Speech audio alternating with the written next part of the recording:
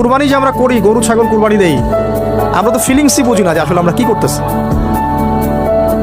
কেন করছি, কার স্মৃতিতে করছি, না করলে কি হতো। তো এটা নিয়ে তো এই যে একটু আগে এক ভাই বলে গেলেন যে এগুলো নিয়ে যে বিভিন্ন মহলে অনেক সমালোচনা, পশু কুরবানি অমানবিক, এই সেই, এগুলো তো চিন্তারই জায়গা নাই, এগুলো চিন্তার তো জায়গাই নাই আমাদের কাছে। কারণ এখানে সবচেয়ে বড় কথা ছিল নিজের জীবন কুরবানি করা, নিজের জীবনটা কুরবানি করা।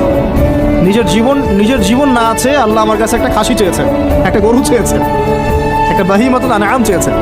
এখানে তো আমার নিজের জীবনটাই দেওয়ার কথা ছিল, ওটা না নিয়ে আল্লাহ পাক বলেছেন যে বাহিমাতুল আনআম একটা দিলেই হবে। তোমার কাছে ওটার গোশতও চাই না, চামড়াও চাই না, কিছুই চাই না, তাকওয়াটুকু চাই, তাতেই এত কথা।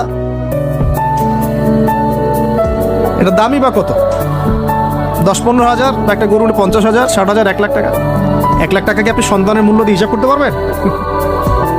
তো এখানে মূল জিনিসটাই হচ্ছে আল্লাহ পাকের হুকুম। আল্লাহ পাকের হুকুমই সবচেয়ে বড় কথা।